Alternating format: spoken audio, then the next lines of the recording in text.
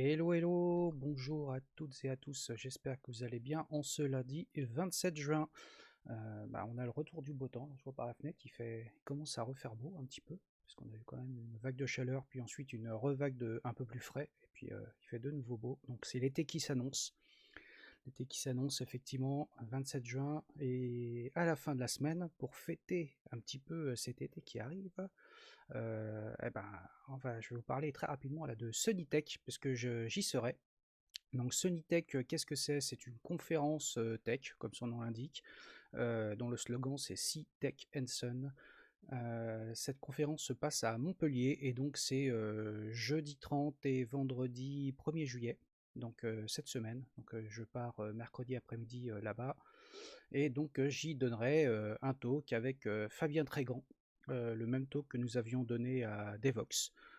D'ailleurs, je vais vous afficher le site. Voilà. Donc Sunnytech, c'est une super conf. Je l'avais faite il y a 3 ans, et on avait eu d'ailleurs à ce moment-là une très très grosse canicule. Ça reste un souvenir assez mémorable, notamment pour tous ceux qui, comme moi, sont partis le vendredi soir en train. Il y avait d'énormes problèmes de TGV. Donc ceux qui savent de quoi je parle se reconnaîtront et reconnaîtront ce qui s'est passé. Mais voilà. Donc c'est vraiment une super conf avec très très bon enfant, des talks super, un environnement qui est vraiment super. On va retrouver là-bas pas mal de speakers que vous connaissez peut-être déjà, hein.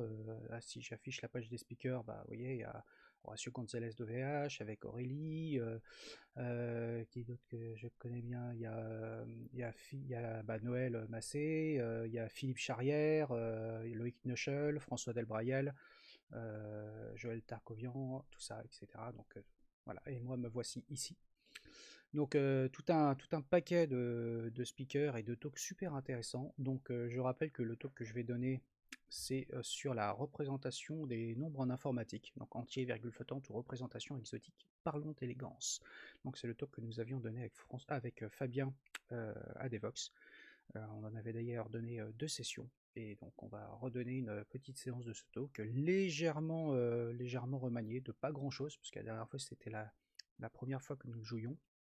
Et donc on va faire quelques petits ajustements, puis on va avoir beaucoup de plaisir encore à donner ce talk, parler de choses un petit peu capillotractées, de rotozoom, de demo making, de choses comme ça. Donc voilà. Donc pour tous ceux et toutes celles qui ont l'occasion d'aller à Sunnytech, allez-y, ce sera l'occasion d'échanger. En plus, j'ai regardé la météo, il devrait faire relativement beau, donc ça ne devrait pas gâcher les choses. Et puis moi, je vais en profiter après la conf pour y rester tout le week-end jusqu'à lundi après-midi, puisque ma compagne va me rejoindre là-bas, et donc on va passer un super week-end là-bas. Donc ça va être chouette. Voilà pour ça. Si vous avez des questions sur Sunnytech, vous voulez éventuellement, je ne sais pas, voir s'il reste des billets, franchement, j'en ai aucune idée. N'hésitez pas à interpeller les organisateurs de la conf sur Twitter. Notamment, je pense à François Téchen ou Estelle Landry, par exemple. Voilà, donc puisque ce sont des co-organisateurs et cofondateurs de la conf, donc n'hésitez pas à les interpeller sur Twitter. Je pense que ils peuvent peut-être vous renseigner. Je ne sais pas s'il reste des places, mais sait-on jamais. Voilà, voilà. Donc, ah ouais, il y a un mec qui a l'air pas mal, il y pensait. Ouais, tu sais, il est vachement surfait ce mec-là. Donc, ah bah salut. Alors, Sandalfon. Ok, bah écoute, de rien pour la conf pour Sonitech. Moi, c'est une conf que j'affectionne particulièrement, où je retrouve beaucoup d'amis là-bas. Et puis, c'est vraiment un super cadre, une super conf.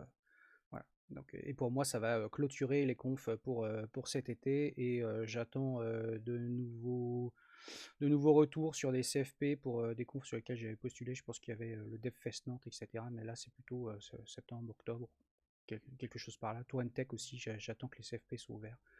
Donc voilà. Donc pour moi, ce sera la dernière conf pour l'été. Et pour passer au sujet suivant, je vais repasser sur un sujet tweetesque.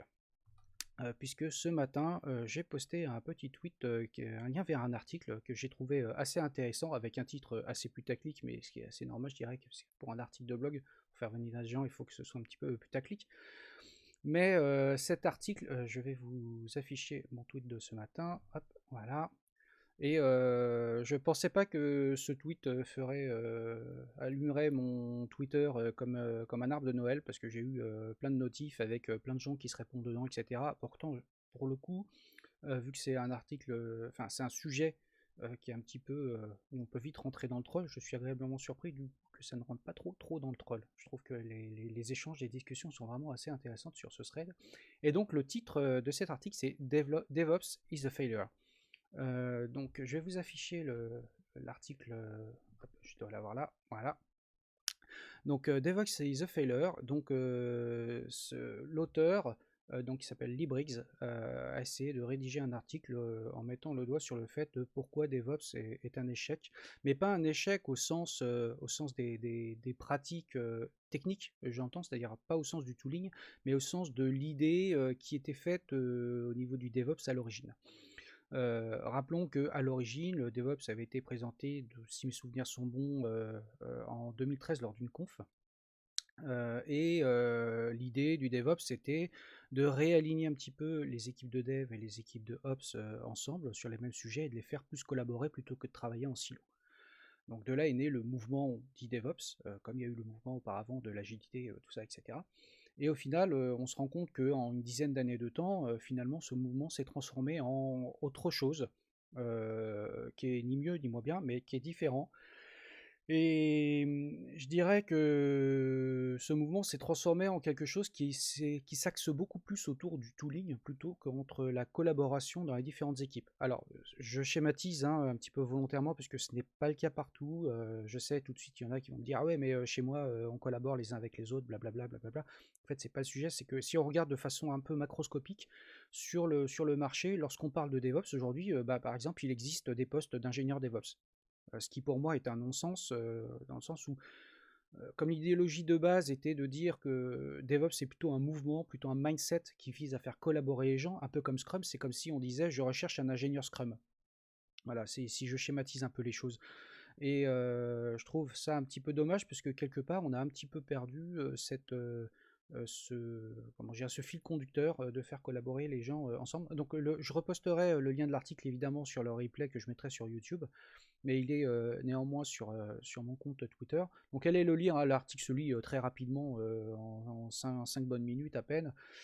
Donc il aborde plusieurs points, et notamment le point qu'il aborde, c'est qu'il ne met pas du tout l'emphase sur le tooling. Effectivement, le tooling, alors si on se repositionne une dizaine d'années auparavant, on faisait déjà entre guillemets du DevOps avec du tooling, quoi. Parce que par exemple je bossais pour le groupement des cartes bancaires, on avait déjà un tooling très avancé sur tout ce qui était CI, CD, c'est-à-dire qu'on faisait on avait un intégrateur, on faisait de l'intégration continue, on générait des VM à la volée, on les déployait à la volée sur des serveurs, un cluster Proxmox, on avait de la revue de code, on avait un buildbot qui tournait.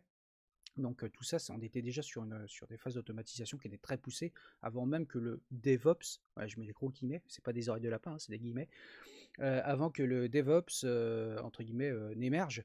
Et au final, on a l'impression que finalement, ces pratiques autour du tooling, c'est-à-dire de la CI/CD, si je résume un petit peu les choses, sont venues avec le DevOps. Or, ça existait déjà avant. En fait, je pense que ça a beaucoup contribué à populariser ces pratiques, qui existaient notamment chez les gros, hein, les GAFAM par exemple, Google ou Facebook, pour ne citer que, mais qui se sont popularisés plutôt aussi dans les entreprises plus standards ou dans les startups. Voilà, donc, mais ce que je constate aujourd'hui, peut-être que c'est pas votre sentiment, c'est que beaucoup d'entreprises aujourd'hui voilà, ne se focus que sur le tooling, et on reste beaucoup avec des équipes de dev d'un côté et des équipes d'ops. Et au final, ce qu'on appelle aujourd'hui un ingénieur DevOps, me semble, enfin, de la perception que j'ai, c'est un sysadmin d'il y a 10-12 ans, sur lesquels, qui maîtrise tous les outils, tout le tooling nécessaire pour faire de la CI/CD et éventuellement des providers de cloud. Si je schématise, c'est pas réducteur hein, ce que je dis, hein. C'est pas du tout réducteur, surtout, c'est pas du troll, ne le prenez pas comme ça. Mais globalement, on a juste essayé de mettre un nouveau terme un petit peu bankable, un petit peu à la mode, sur quelque chose qu'on faisait déjà il y a plus de 10 ou 15 ans, quelque part. La plupart des gens restent entre guillemets assez sysadmin, mais avec des pratiques qui sont un peu différentes, puisque entre-temps, en 15 ans, a émergé sur le marché beaucoup de providers de cloud, beaucoup d'outils sur lesquels en fait nos infrastructures se sont déportées du on-premise vers des fournisseurs extérieurs. Et donc avec le tooling qui est associé et je dirais le mouvement DevOps tel qu'il s'est matérialisé sur le marché, c'est vraiment a permis aussi l'émergence d'un certain nombre d'outils. Et parce qu'à une époque, on avait quoi, Buildbot et Jenkins, hein, pour ne citer que ces deux-là, et puis plein d'autres outils sont arrivés. On a eu du GitLab. GitLab est monté énormément en force sur le marché. AWS a complètement explosé, etc., etc. Mais quelque part, le métier qu'on faisait à l'époque est quasiment le même aujourd'hui. C'est-à-dire que l'objectif des ops, c'est de garantir la stabilité d'une infrastructure de prod, et les devs continuent à développer. Eux, leur but, c'est surtout de réaliser très rapidement et d'aller en prod le plus rapidement possible. Salut Sylvain. Et voilà, donc ce sont toujours finalement deux approches qui sont assez orthogonales sur les métiers. Et ces approches orthogonales, le mouvement DevOps à l'origine cherchait finalement à essayer de faire en sorte que ce soit un peu moins orthogonal, que les équipes parlent beaucoup entre elles, beaucoup plus entre elles. Et aujourd'hui, force est de constater que c'est pas forcément le cas partout. Voilà. Bon, je vais pas aller plus au-delà sur le sujet. Il y a beaucoup de commentaires qui sont assez intéressants sur le thread que j'ai posté donc sur Twitter ce matin. Et comme je le disais, à ma grande surprise, finalement, il n'y a pas trop de trolls et pas trop de gens qui s'attaquent, puisque c'est quand même un sujet qui peut prêter aux trolls et aux attaques personnelles. Voilà. Mais voilà. C'est assez intéressant. Et je vois que c'est un sujet qui fait parler. Et même si, je le rappelle, le titre est un peu putaclic, DevOps is a failure, quelque part, c'est pas un échec en termes de tooling, je le rappelle. C'est un échec par rapport à l'idée d'origine. Ça a muté en quelque chose de différent. Voilà, par rapport aux idées d'origine. Comme l'agilité d'ailleurs, quelque part, où l'agilité, tout le monde dit être agile et faire du Scrum, mais au final, quand on regarde un petit peu à la loupe, au microscope, la plupart des organisations font du cycle en V avec du Scrum. Voilà, ni plus ni moins. Je pense que toutes celles et ceux qui sont là dans le chat ne me contrediraient pas. Voilà, voilà. Et je vais clore ce sujet. N'hésitez pas à en débattre dans les commentaires ou sur Twitter, ou voilà, à débattre entre vous. Je trouve que c'est un sujet qui est hyper intéressant et qui mérite d'être adressé. Donc je vais passer à la petite news suivante. Donc là, on va revenir sur quelque chose un petit peu plus bas niveau, je dirais envie de dire.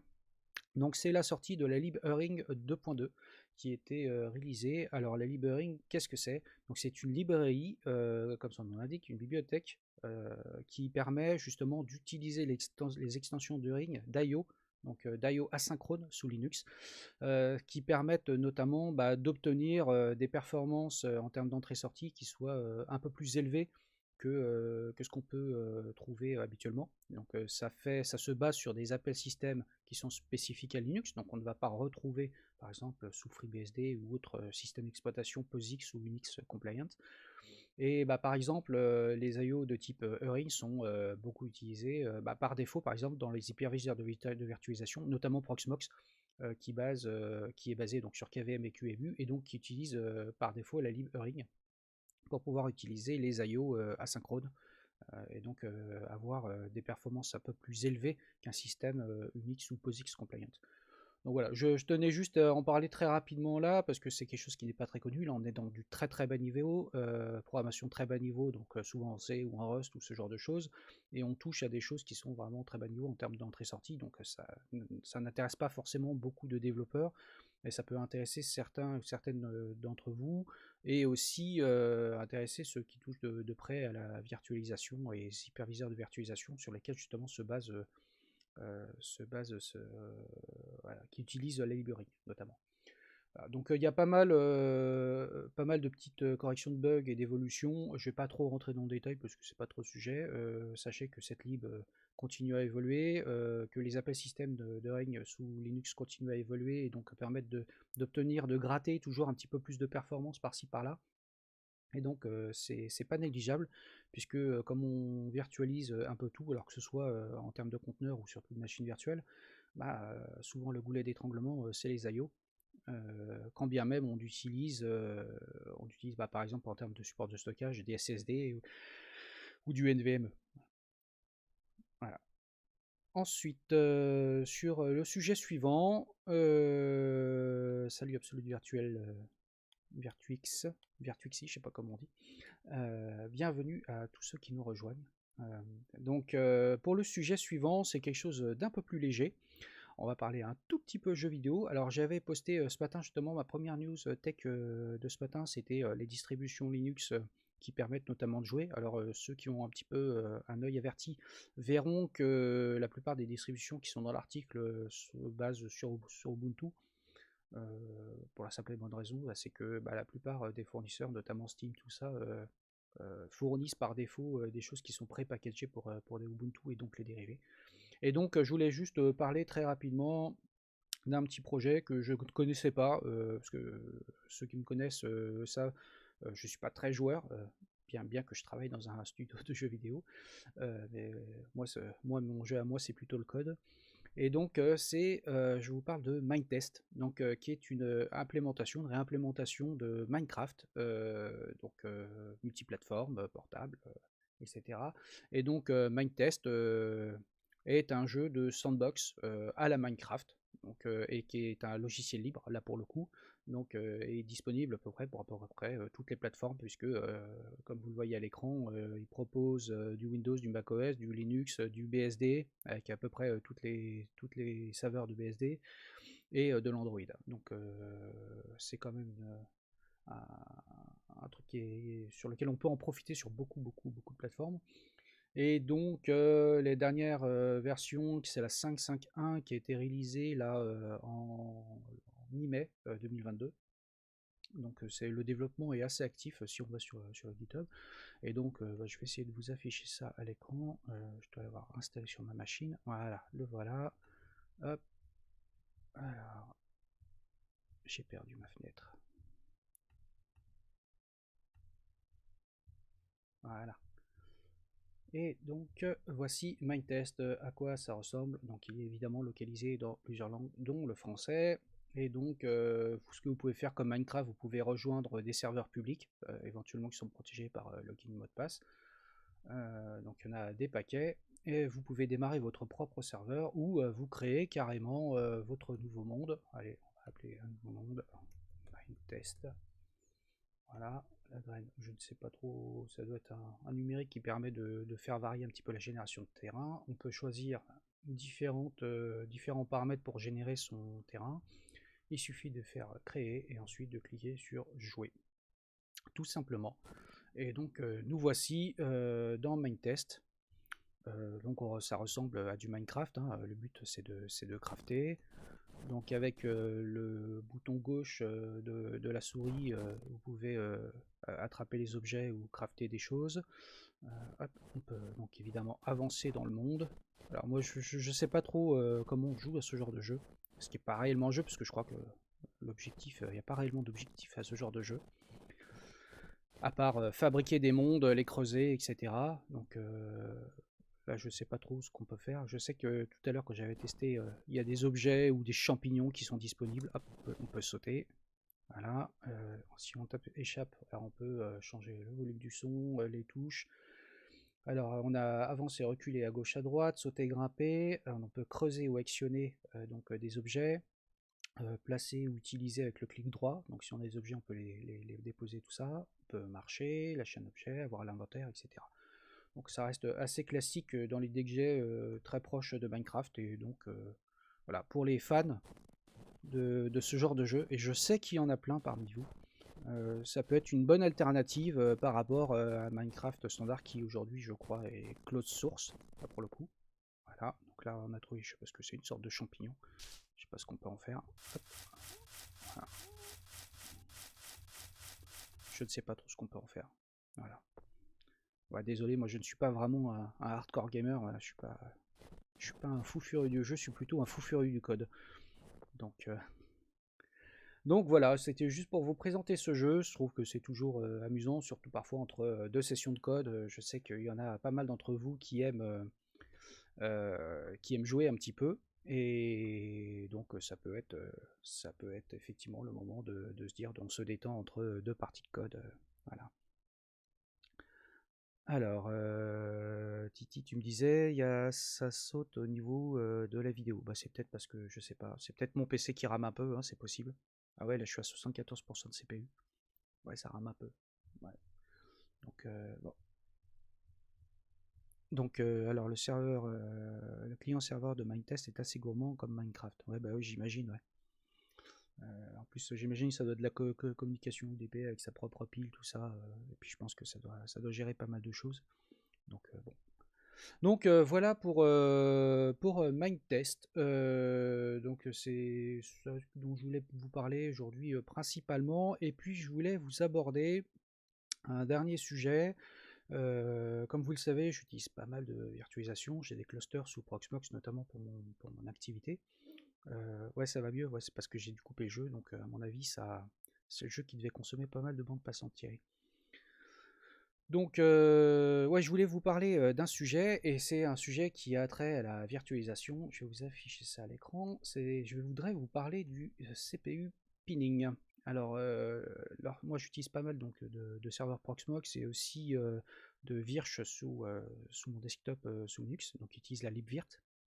Et aujourd'hui, on a des CPU qui sont multicore et hyper threadés le plus souvent. C'est-à-dire que sous vos machines, qu'elles soient d'ailleurs sous Windows ou sous Linux, le plus souvent, chaque cœur hyper threadé est vu comme étant deux cœurs distincts. Or, c'est pas exactement le cas. Sachant qu'un cœur hyper threadé ne multiplie pas ses performances par deux, mais globalement il y a quand même un performance penalty puisqu'il essaie de rentabiliser au maximum les cœurs, et donc au mieux on obtient 50-60% de performance plus avec un cœur hyper threadé. Malgré tout, le système d'exploitation considère très souvent que un cœur hyper threadé, bah, ça équivaut à deux cœurs physiques, et donc lorsqu'on fait de la virtualisation, l'hyperviseur de virtualisation, ou en tout cas le runner, par exemple souvent QEMU, va créer un thread pour chaque CPU émulé, et puis chaque CPU émulé va potentiellement se mapper sur un des cœurs physiques ou hyper threadés en cours. Donc le problème, c'est que quand vous avez, par exemple, je prends un CPU 4 cœurs, qui sont hyper threadés, votre système d'exploitation va le voir comme étant une machine qui a 8 cœurs de disponible. Or, la loi de Murphy aidant, bah, souvent le système d'exploitation, par exemple, ne va pas choisir forcément chaque cœur physique distinct, mais il va potentiellement vous mettre deux cœurs virtuels, donc deux vCPU, sur le même cœur hyper threadé, ce qui fait que vous allez avoir des performances moindres. Donc, bah, l'idée, c'est de voir comment on peut essayer de faire en sorte que chaque cœur du vCPU peut aller se mapper sur chaque cœur physique, et ne pas utiliser deux cœurs hyper threadés sur le même cœur au final, donc deux threads sur le même cœur, ce qui entraîne finalement une dégradation de performance, puisque au final on se retrouve avec deux cœurs qui ne sont pas des vrais cœurs.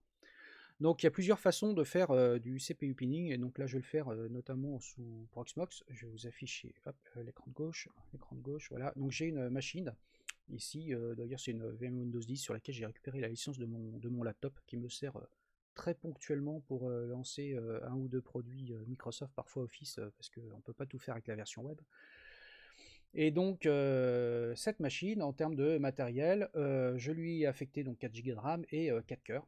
Et mon nœud Proxmox, lui, contient 4 cœurs physiques hyper threadés, donc l'équivalent de 8 cœurs.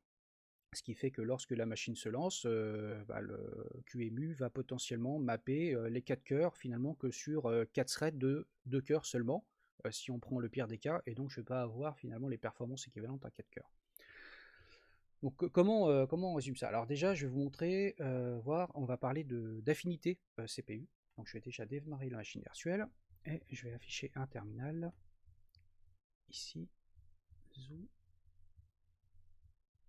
Alors, voilà, voici un terminal. Donc là, j'ai lancé sur mon Proxmox, j'ai lancé ma machine virtuelle. Si j'oublie le grep, ça va pas marcher. J'ai essayé d'agrandir la fonte, j'espère que vous voyez bien. Donc j'ai bien un process donc de KVM qui tourne, qui est le 361 92 77. Donc ce process, c'est ma machine virtuelle et sur laquelle tourne le Windows. Donc sur cette machine virtuelle, ce qu'on peut voir, c'est comme je vous le disais, les CPU qui sont disponibles sur ma machine en termes de CPU physique. Donc là on voit que j'ai un CPU, donc il voit 8 CPU, il a réellement 4 cœurs par socket et 2 threads par cœur. C'est pour ça que lui, Linux en affiche 8 CPU. Donc si on fait un lscpu-e, donc on va voir finalement la topologie de notre CPU physique. Donc il voit bien entre guillemets 8 CPU numérotés de 0 à 7 et qui sont mappés sur les corps 0, 1, 2, 3, 0, 1, 2, 3. Donc on voit bien que finalement c'est un processeur hyper threadé, comme il nous l'indiquait plus haut, et que potentiellement les vCPU qui sont de la machine virtuelle peuvent aller se mapper sur n'importe lequel de ces vCPU, qui certains sont simplement des threads, donc avec un performance penalty comme on dit. Donc comment on peut faire pour ça? Eh bien pour ça, il y a une commande que je dois avoir par là, hop, voilà. Si je regarde, si je reprends ici PID, alors vous avez une commande qui s'appelle taskset. Taskset, c'est une commande sous Linux qui va vous permettre de donner l'affinité d'un processus et donc aussi de ses threads à un certain nombre de cœurs de vos CPU. C'est-à-dire vous pouvez dire que tel processus va essentiellement par exemple tourner sur le cœur 1 ou sur le cœur 2 ou sur le cœur 4 par exemple, ou à plusieurs cœurs en fonction de votre machine. Donc ça c'est l'avantage de pouvoir dire que votre processus et les threads de votre processus ne vont pas être remappés parfois sur n'importe quel cœur. Et donc vous pouvez optimiser, notamment lorsque vous faites par exemple du calcul de performance ou ce genre de choses, vous pouvez optimiser l'usage de cœur pour certaines tâches. Et notamment si vous avez des machines qui sont multi-CPU, multi-cœur, vous pouvez finalement aussi dire que le premier CPU de ma machine, je le réserve à faire telle ou telle tâche, tel ou tel calcul, ou faire tourner telle ou telle VM, et que le deuxième CPU ou certains cœurs sont réservés à d'autres choses. Donc là, si j'affiche finalement le taskset de mon processus, donc qui correspond à ma machine virtuelle, il nous affiche le masque. Donc c'est un masque de bits où chaque bit correspond à un cœur du CPU. Donc là, je vois que finalement mon processus et tous les threads de ce processus vont se mapper a priori sur n'importe quel cœur. Et donc c'est pas exactement ce que je veux. Donc pour ça, on peut utiliser taskset justement pour spécifier les cœurs qu'on va utiliser. Et donc on peut, plutôt que de donner un masque de bits, on peut donner les numéros de cœurs, et on peut donner soit une liste de cœurs séparés par des virgules, soit des plages de cœurs. Et par exemple, je peux dire que je veux que mon QEMU, que ma KVM, aille se mapper essentiellement sur les cœurs 0, 1, 2, 3. Pourquoi? Parce que c'est globalement les premiers cœurs physiques les premiers threads du premier cœur physique de chaque cœur. Donc ça veut dire que globalement, la machine virtuelle va aller se mapper uniquement sur les 4 premiers cœurs. Et donc ça va permettre d'éviter d'avoir par exemple plusieurs vCPU qui tournent sur le même cœur et donc sur deux threads du même cœur. Voilà, et donc il nous dit que l'affinité elle est passée du processeur 0 à 7 à 0 à 3, donc ce qui veut dire qu'effectivement, alors parfois je ne sais pas pourquoi il ne veut pas le faire pour certains threads. Je pense qu'il y a certains threads qui sont, pour lesquels on ne peut pas changer l'affinité, qui sont des threads internes du processus. Donc parfois, c'est pour ça qu'il nous dit parfois un argument invalide, mais globalement si on regarde le taskset, ça veut dire que pour l'immense majorité du thread de la machine virtuelle, donc qui tourne sous KVM, il va effectivement tourner uniquement sur les cœurs 0, 1, 2, 3. Donc ce qui va permettre de gratter parfois jusqu'à 20-25% de performance supplémentaire, puisqu'on va tourner que à chaque fois sur le premier thread de chaque cœur physique. Donc c'est quelque chose qui n'est pas inintéressant, j'ai envie de dire. Et donc ça permet vraiment de pouvoir gratter en performance, alors notamment lorsqu'on a un faible nombre de cœurs ou lorsqu'on a beaucoup de cœurs et qu'on a des machines virtuelles pour lesquelles on a alloué énormément de cœurs. Je l'ai par exemple à mon boulot, j'ai une machine pour laquelle j'ai affecté 64 cœurs physiques pour faire 64 cœurs physiques pour faire de la compilation. Et donc c'est intéressant d'être sûr que justement pour avoir un maximum de performance, surtout que là en plus c'est des tâches qui sont très consommatrices de temps CPU qui durent longtemps, d'être sûr qu'on va utiliser essentiellement que le premier thread de chaque cœur physique et puis éviter d'avoir un performance penalty de 20, 30 ou 40%.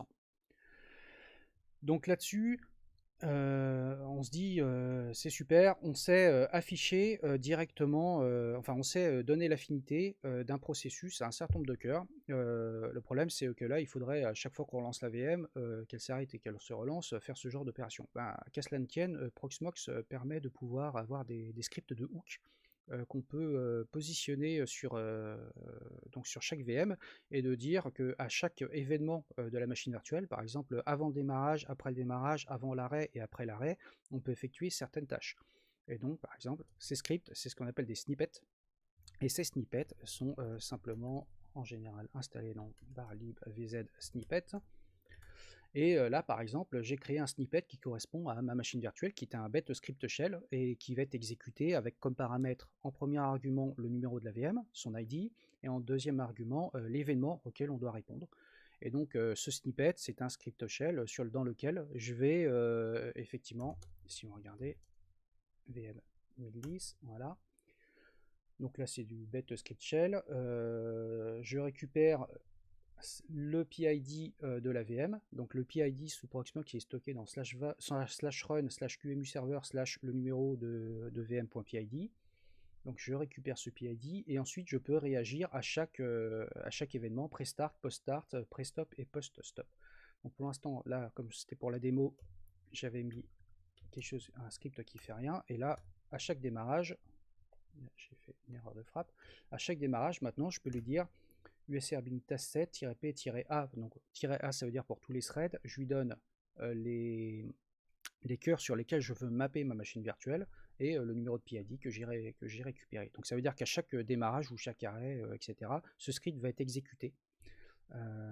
Voilà. Et donc ici, opt CPU, c'est ce que je vous ai montré tout à l'heure, je dis que je veux mapper finalement les 4 cœurs de la VM sur les 4 cœurs physiques de la machine. Voilà. Donc j'ai créé ce script. Mais créer ce script, ce n'est pas suffisant. Il faut aussi l'associer à la VM. Donc pour ça, il y a une commande avec qm7. Donc qm7 9010, donc 9010 qui est le numéro de ma VM.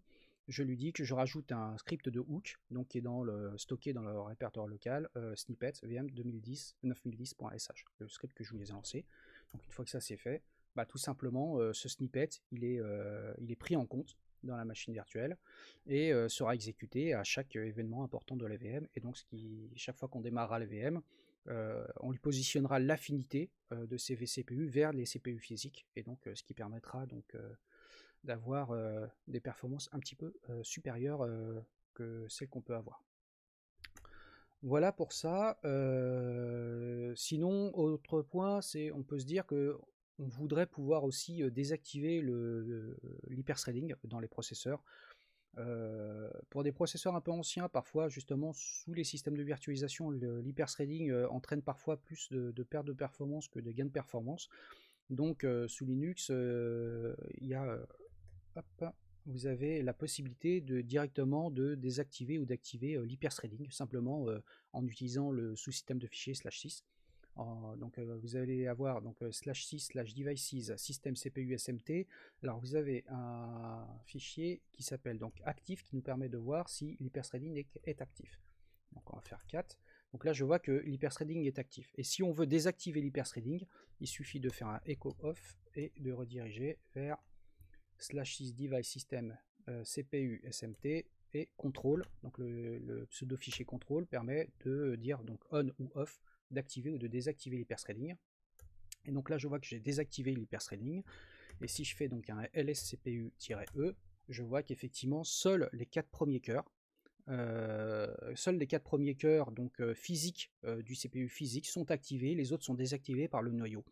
Et donc ça veut dire que forcément le scheduler de Linux va pouvoir finalement privilégier que les 4 premiers cœurs, les 4 autres étant les 4 autres virtuels, puisque ce sont des cœurs hyper-threadés, seront désactivés. Donc moi pour ça j'ai créé un petit fichier, parce que c'est chiant d'écrire ce genre de ligne de commande. Donc je me suis écrit voilà, un petit script qui permet de prendre en paramètre si je veux activer ou désactiver. Donc qui fait simplement, qui check ma ligne de commande, qui me dit, qui passe le on ou le off au SMT control, et ensuite il me dump le SMT state et me fait un lscpu. Donc si je fais ./bin SMT, si je lance rien, il m'affiche l'état courant. et je peux dire on, voilà, set SMT on, j'ai réactivé l'hyperthreading, set SMT off, j'ai désactivé l'hyperthread. Voilà, tout simplement. Donc ça, j'essaierai de poster peut-être dans un snippet sur GitHub, GitLab ou ce genre de choses. Voilà. Donc voilà, je voulais vous partager ça. Je sais que dans QEMU, il y a des demandes, des patchs qui sont en cours justement pour rajouter directement en ligne de commande l'affinité des vCPU vers les CPU physiques. Je ne sais pas exactement où ça en est, j'ai pas trop regardé encore ce matin, je sais que ça viendra. Et ça, c'est vrai que c'est une fonctionnalité qui manque pas mal dans les hyperviseurs, notamment qui sont basés sur KVM et QEMU, et donc notamment dans Proxmox, parce que j'aimerais pouvoir directement depuis l'interface utilisateur, pouvoir dire que tel vCPU est mappé sur tel cœur de tel CPU de ma machine physique. Voilà. Bon, j'espère qu'un de ces quatre ça viendra, mais il ne faut pas désespérer. Donc du coup, on peut quand même contourner le problème avec les snippets, les scripts de hook ou en activant, désactivant l'hyperthreading directement sous Linux. Voilà, et donc Thierry, tu me dis, et quand est-ce qu'on aura le droit à l'exclu sur le nom de ta boîte? Je ne peux pas le dire, je ne peux pas le dire, sinon je serais obligé de vous tuer tous. Non, blague à part pour l'instant, c'est imminent, on a notre site web qui arrive très bientôt, et on va faire une communication sur le sujet, donc ça va venir. Mais toi Thierry, tu n'as pas des choses à nous annoncer aussi, me semble-t-il, hein? C'est donnant-donnant, à bon entendeur. Voilà, voilà, ben, nous voici arrivés, nous voici arrivés au terme de ce live Twitch qui était un petit peu improvisé. Je ne savais pas trop quoi vous parler aujourd'hui. Bah, finalement, j'ai trouvé quand même quelques sujets. Et donc, je pense qu'on va pouvoir basculer chez l'ami Titi Moby.